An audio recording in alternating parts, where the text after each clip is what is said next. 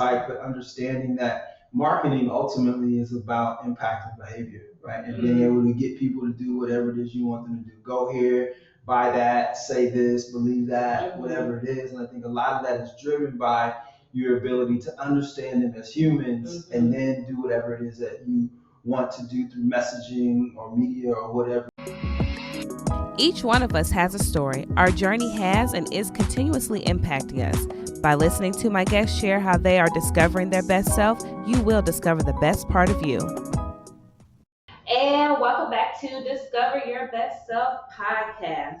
You guys, today I have with me the CEO of 1035 Marketing Agency. And so I want to make sure I had those numbers correct here. And I have with me Ahmad Islam. And so he's going to talk with us just about how he got started and be able to set up his agency and where he's from and his move to Texas and all of those things. So I can't wait to dig in deep and find out more about you.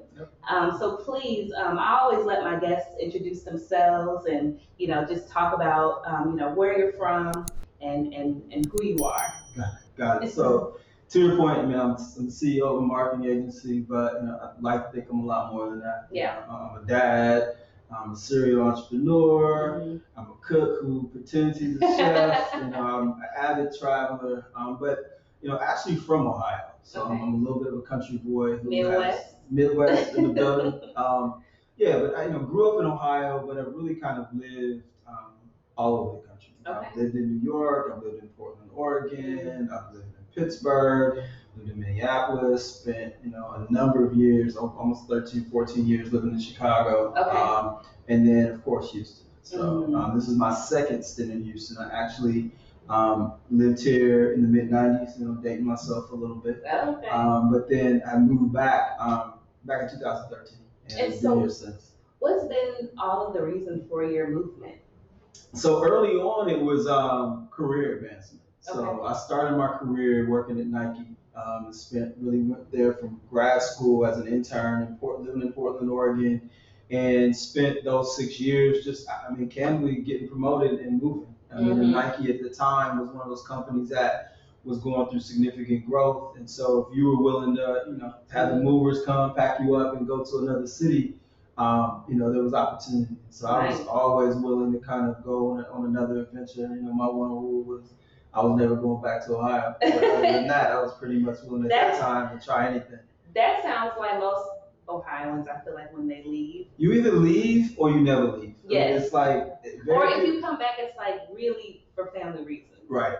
Yeah. Yeah, for exactly. sure. Exactly. And so while you were at Nike, I'm really interested in learning because I've interviewed so many people who started off in corporate, right, and who have become entrepreneurs, or they're still in corporate, and just the knowledge that they've gained while being at those huge organizations or even small ones, is almost invaluable, right? Absolutely. And so what was it about Nike when you got there?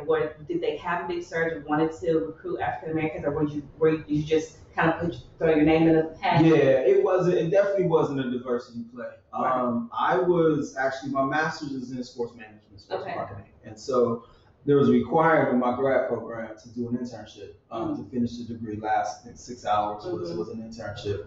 And so I actually applied to Nike as an intern and got the internship. And so I went out there as an intern to finish my last 6 hours of grad school. And then, because I was done with class, that internship rolled into a full-time job, and we went from there. Okay, so, and it was in marketing? It was in marketing. Well, my internship, interestingly, my undergrad degree is in business psychology.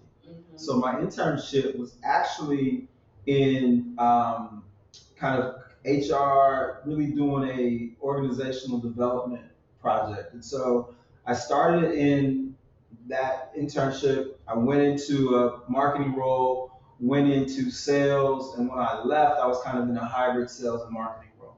Okay, nice. What would you say you learned the most about that role being sales marketing? It's interesting. I think in a lot of organizations, there's this conflict that exists between sales and marketing, right? Sales is like, without us, marketing doesn't matter. Marketing is like, without us, you can't sell anything. Right. And so I think for me, having been in both roles, I have an appreciation for the value that both roles bring. And then I think at the end of the day, to be really good in sales, you got to be a bit of a marketer, and to be a great marketer, you're selling all the time. You have to understand sales. So for me, I think the experience was valuable because it just gave me perspective on both sides of that, and I was able to kind of bring both of those to bear as I started my entrepreneurial journey. Right. And so now that you have your own business, right, and you have to do that sales and marketing, what are some things or tactics that you pull from there where you're like, you know what, I need to go back to the basics in, marketing my business or selling? I think it's interesting because I was, again, I was a business psych major. Okay. And so in undergrad, I studied psychology, and I think that has done a lot to impact how I am as a salesperson and how I work and function as a marketer. Because I think I take a very humanistic approach to and that's a sales very and marketing. interesting duo there, the business psych. I don't think I've met anyone who's had that collab. Yeah, so I had to do a full psych degree, so complete all the requirements of a psych degree, and then another, I think, like 30 hours of business. But it helped me, I think, be successful as a professional. Because I think I really take, like I said, I take a humanistic approach to how I approach sales and marketing and selling work. And so it's really about a lot of creatives, I think, are more concerned with just their vision for the work and how they want to sell the work and how they want to talk about the work. For me, a lot of it is tied to understanding what the win is for the people that I'm selling to, what's important to them, which is part of what I learned in sales, but it's also, I think, the importance of understanding people, which is, kind of applying a little bit of the psych, but understanding that marketing ultimately is about impacting behavior, right? And being able to get people to do whatever it is you want them to do. Go here, buy that, say this, believe that, whatever it is. And I think a lot of that is driven by your ability to understand them as humans and then do whatever it is that you want to do through messaging or media or whatever it is to impact their behavior. I think that that's really strong, being able to put all of those together and then using that towards your business. So before we hop more into your business, I wanted to kind of go back a little bit and ask you, because I know before we got started, I asked you, were you Muslim because of your name? And so I'm very curious to know, what type of impact did that have on you growing up, if it had any, and then even, transitioning into an entrepreneur and then your work ethic? Yeah, I mean, I think, like we talked about, I mean, I grew up, especially in my younger years, my father was in the Nation of Islam. Okay. And so I think, part of that, if you know anything about the nation, is, discipline is one of the things that's, really stressed. And I tell people it's still a reason that I can, stand up on my feet for hours at a time. I had to do it when I was a kid. But, I think that anytime you're exposed to anything significantly as a kid, when you're kind of going through, your formative years, those things tend to have an effect and an impact on you as an adult, whether it's how it impacts your values, right? How it impacts just your perspective on the world, how it impacts how you engage and interact with people. And so I think all of those things have, contributed, along with all the other things that are part of who I am as a human, right? Growing up in small town Ohio, I think all those inputs ultimately drive the output of who you become as a person and how you behave and grow on your journey, through life. Right. Most definitely. I like when you pointed out, you're saying the discipline factor, right? And being able to either stand or do whatever it is you need to concentrate for a certain amount of time to get things done.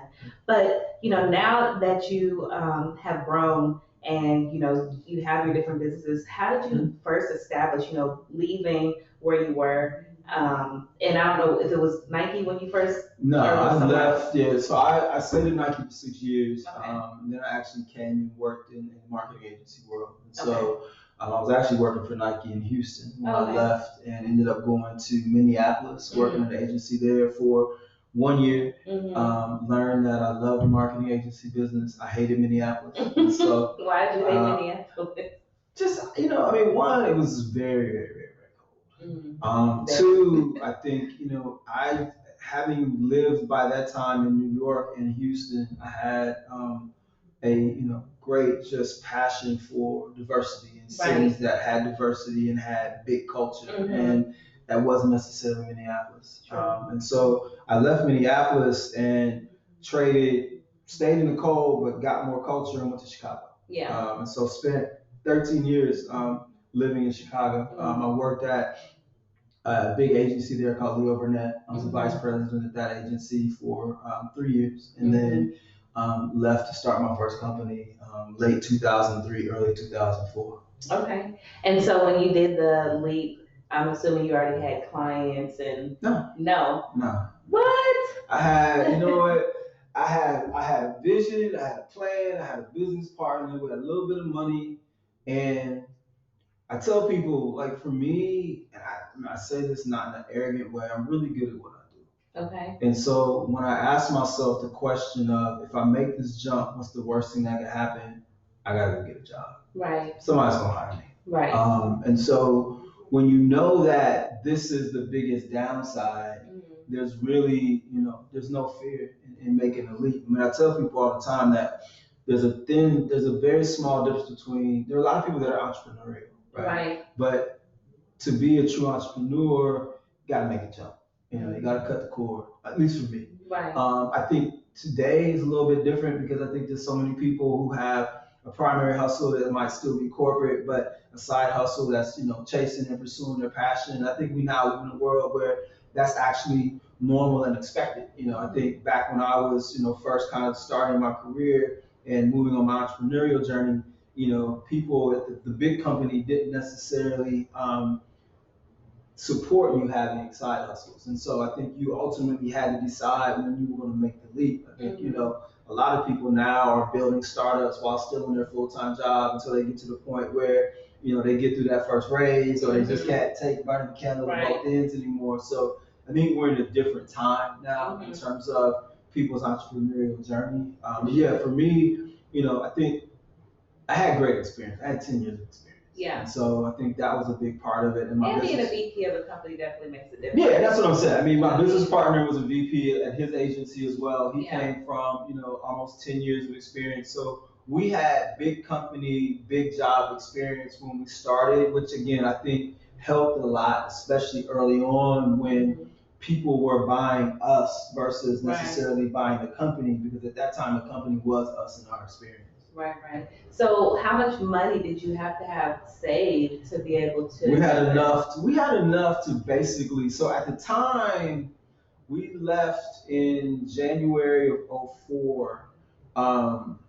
I had a newborn that was born in April of 03. Okay. And my business partner had a daughter who was 7 weeks younger than my son, who was born in May of 03.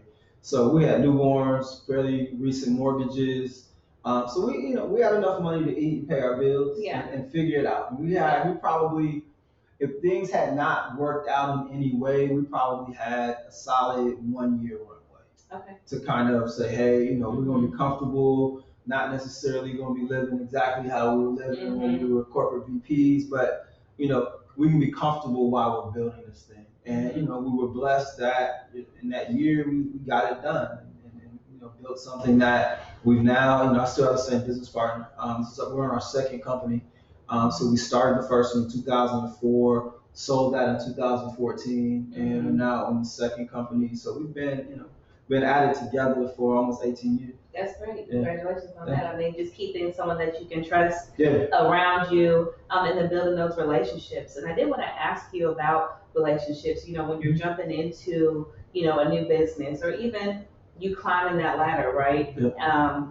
Get into that VP level, how did your relationships impact your career? I mean, I think in business, relationships are everything. I think you have people that have been with you throughout your journey, and then you collect and gather relationships throughout the journey. And I think being able to, one thing I think I've always done well is being able to connect the dots with people. Yeah. Are you strategic? Very strategic in terms of, I think, I tell people, I know a ton of people, I have few friends. But I think, in business, that's really important. I think it's also doing good business is important. I Right. think we've had peaks and valleys like anybody that's been in business for themselves for 18 years. And I think part of how we've always been able to turn our valleys back into peaks is that people want to see us win. People want to see us be successful because we did good business. We had strong relationships. There were people that had a vested interest in seeing us be successful in the same way that we have vested interest in helping and Right. seeing other people be successful. And I feel like business especially, those things are reciprocal, right? When you do right by people, people do right by you. And so I think that's always been a part of how we've operated. And I think it is reflected in just the relationships and the networks that we've built over the years. And so, do you do a lot of business or have other kind of? I know you said you know a lot of places, but do you do a lot of business with women, women of color? I would assume so. My business, my company is we're now I think 84 employees. Okay. We are 80% people of color. We are 75+% women. And so That's interesting. 75% plus women, 20% self-identified LGBTQIA plus. And so I think we are the most diverse 84-person marketing agency in the country, and I think that is a reflection of part of this is part of our superpower, right? I think it gives us a very unique lens to the world on behalf of our clients, and I think it also allows us in a world where everybody's talking diversity, but when you pull back the covers, a lot of times they're not living, what they're talking about and aren't really kind of, really reflecting the world that we live in. I mean, I think we truly reflect the world that we live in and the markets that we serve. And so I think that gives us a bit of a competitive advantage. Yeah, because right now I see a huge surge in, wanting to help, especially women, just because we're the least amount to receive financial backing. Sisters are killing it right now. Sisters are killing it right now. Well, it's because we've been put on the forefront just because of the lack thereof, of support and mostly financial support, right? So like when you were saying, you were blessed enough to have a business partner that could help financially contribute to the start of the business, if you were a woman at that time, we were self-funded though. We were self-funded. That's even better though, right? But even to be in the position to do that as a VP of a huge corporate company, sometimes the struggle might be a little bit different. I think it is. I mean, I think we're still in a space where even if you look at entrepreneurs right now, right? I think Silicon Valley is very, very white male. Yeah. I think as people tend to open things up, they are. It's interesting. I think that's why I'm not a huge fan of diversity numbers without detail, right? Because I think a lot of times. What does that mean? Well, a lot of times companies will just say, oh, we have a diversity goal. Well, they might define diversity. They typically, when they say it that way, they define diversity as anything but a white man. Right. So it could be a white woman. Right. It could be Latino, it could be Black. And so for me, when I'm having these conversations, I tend to challenge organizations to take those numbers down another level and look and say, okay, well, what percentage of your diversity, whatever it is Black? What percentage of it is Latino? Of your women, what percentage of those women are in fact Black women? And so it applies a level of accountability to really making sure that there's truly a commitment to, what I call real diversity versus just kind of, checking a box by going to, the simplest solution and not really making the effort to truly be diverse as an organization. Right. So the company that you have now, what's the name of that company? 1035.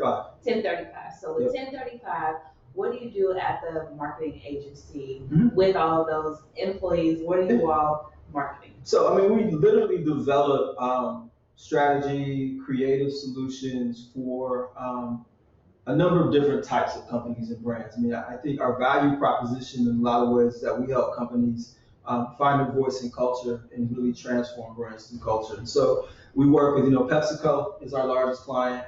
We do a lot of work with them. Companies like JP Morgan Chase. We've done, ironically, where I started my career, we do work with Nike and Brand Jordan. We've worked with TikTok, we work with Facebook. So a number of kind of big blue chip brands that are looking to find ways to establish relevant voice and do relevant business with with diverse audiences. Nice. And so the way that you're able to do that is by showing numbers? No, I mean, it's kind of a mix of art and science. Okay. Again, at its core, the agency business is a lot of it is about creativity, right? But I think there's definitely a strategic underpinning that is rooted in insights. Back to my psych background. Really rooted in understanding human behavior. People's values, the things that are important to them, the things that really cause them to have emotional connections with brands or cause them to, when they're making a transaction, choose a certain brand. So there's definitely a strategic part to the equation, but then, so that's part of our job. And the other part of it is to take what we understand strategically, take what, a brand means, what a brand stands for, what a brand is trying to say, and put that together and bring it to the world in a way that is creative and interesting and engaging, but also gives you a little bit of that medicine in terms of whatever it is that we're trying to get you to do. But, I think wrapping it in a way that is something that people want to engage with. I mean, because we now live in a world where, consumers, people can opt in or opt out of having a conversation with a brand. I can typically push pause. I can usually change the channel, flip my screen. And so you have to do things that make people want to engage. Right. Whether that's coming to an event, whether that's, clicking on a banner ad, whether that's downloading a piece of content, you have to have a level of creativity that makes people want to hear what you have to say. I believe that. I see that when there are certain commercials or I'll see something that catches my eye and I go, oh, I like that.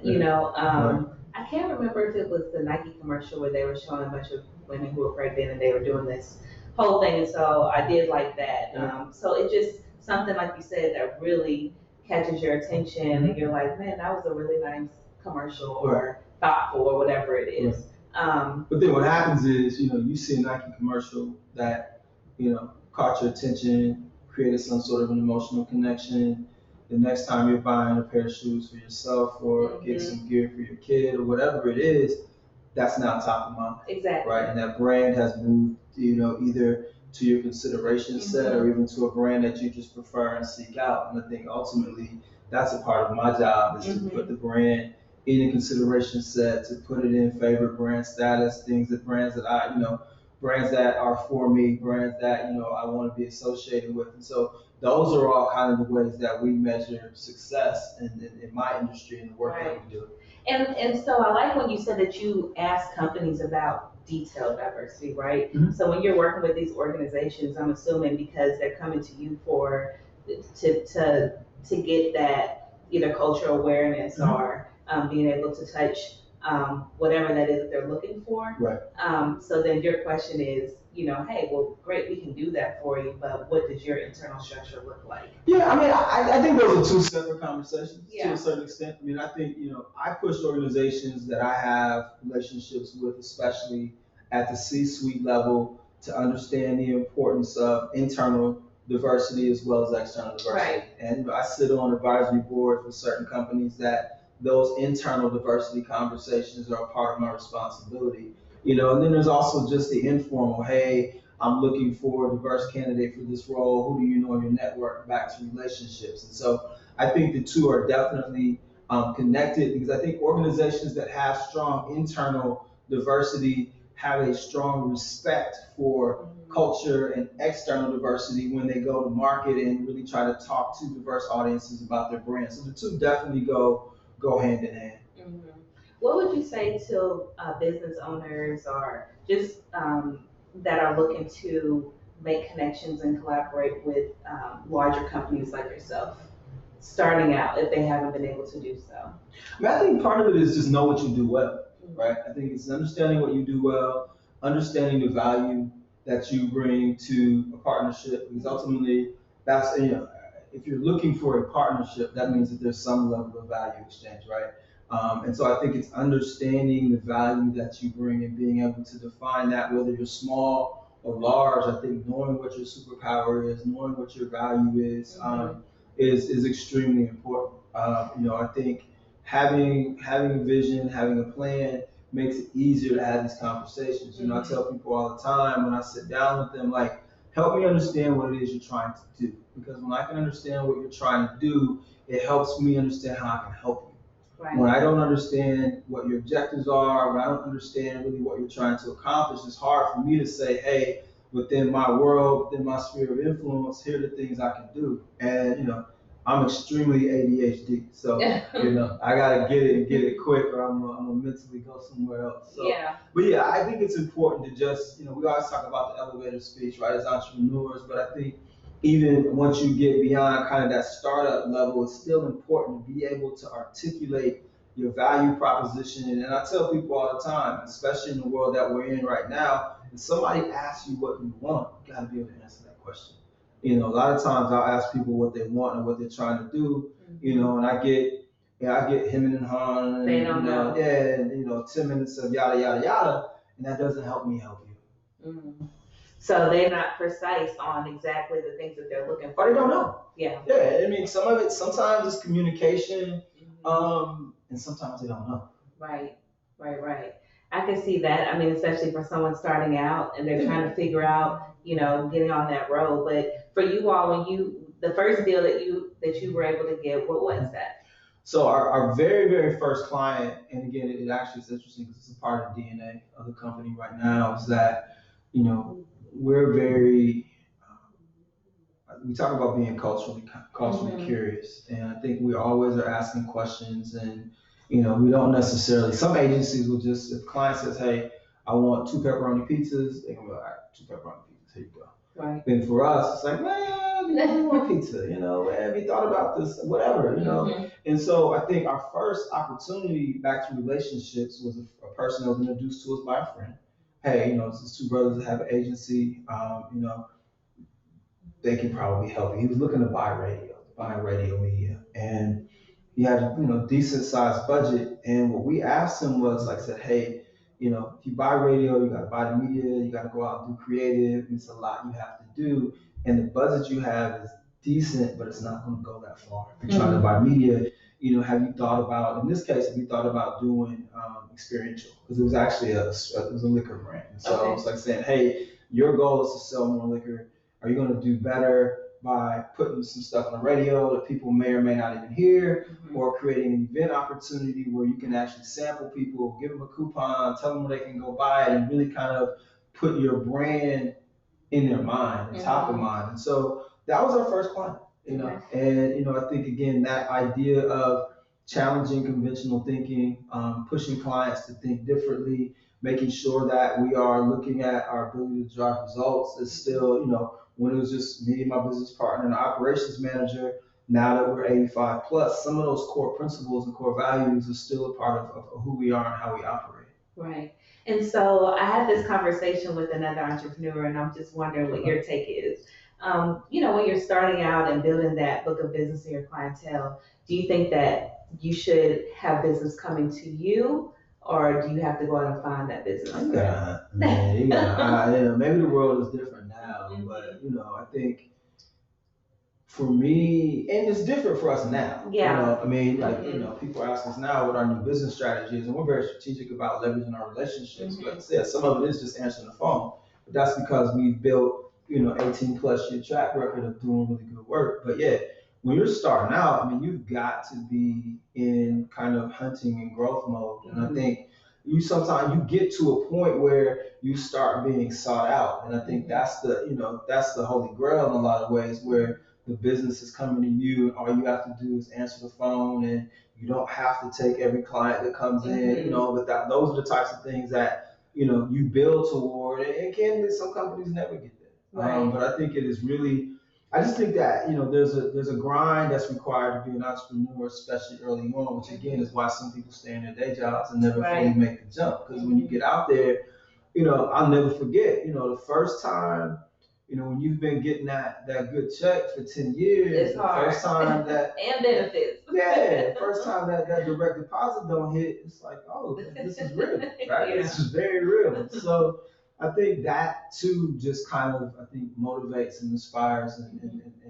gives you the grind. But I think it's, you know, it's inwardly driven. And I Yeah. think that's the thing that I find is a shared trait with most successful entrepreneurs. There's something that's in them that makes them want to stay up late, makes them want to continue to think, makes them want to not settle for just good enough. And so I think that's kind of a core trait of successful entrepreneurs that is in part tied to the need to, you know, go out and grow your business, whatever Right. it is. And so for the people who, are really looking, I mean, what you just said was very motivational, right? But like you say, you have to have that grind, that hustle in the beginning, and you're looking for those first clients. It's really being on the phone, connecting with people, going out, pitching I mean, your yourself. first clients are probably gonna come from somebody you have a relationship with. Right. Whether it's somebody plugging you with somebody, somebody that actually gives you the opportunity. I tell people, brands and people and just humans in general are much more comfortable being second, third, and fourth than they are first. And I think it's a lot of times once you get that first one, right? Because when you're a startup, people's first question is, well, who else are you working with? Right. When you say, well, nobody, it's a different conversation versus, and in my case, it was interesting because that's where our pedigree came in. Right. And so even before we had clients, people would be like, well, before you started your agency, where were you? And I could say, well, I was, 6 years at Nike.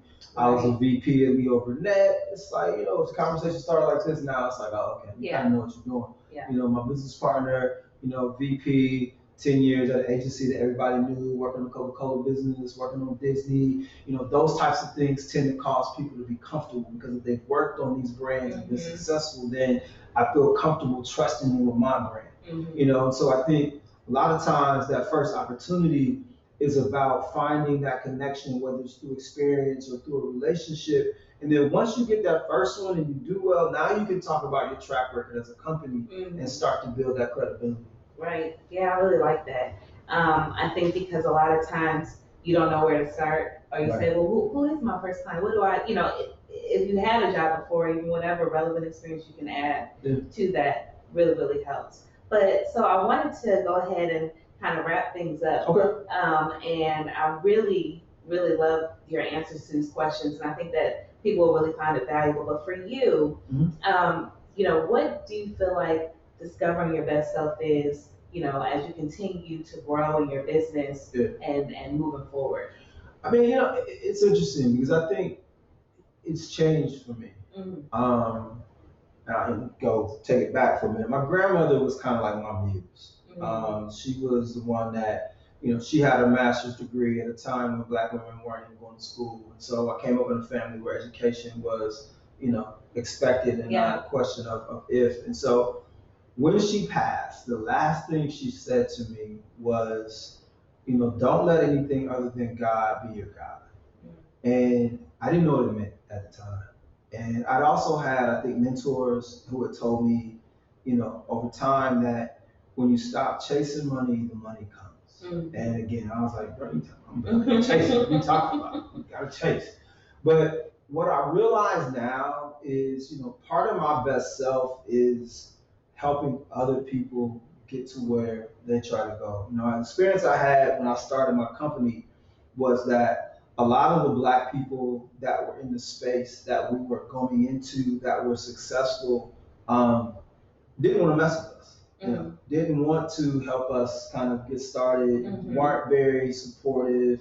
In fact, probably did more to try to stop us than to help us. And for me, I vowed that when I got to a position where I could help people, I wasn't going to be them. And so for me now, I can't, it starts at home with my kids. Right? I got a 16-year-old and an 18-year-old. So part of my best self is helping them be their best self. For sure. So, and then from there, it kind of goes out, whether it's helping entrepreneurs, whether it's helping my friends who are in business, whether it's helping people that are bought to me. And then, sometimes those relationships are mutually beneficial. I'd like nothing more than getting money with my friends. Right. But sometimes, there's something that they can do for me. I mean, something I can do for them, or things that they can do for me, and it may not be reciprocal, but I'm okay with that because I think for me, ultimately, and candidly, I think especially with Black people, George Floyd in a way was kind of a tipping point of us all, I think, adopting a more cooperative and collaborative mentality. Like Yeah. I've seen more, let's work together, let's figure it out, versus crabs in a barrel than I've seen in a long time over the past,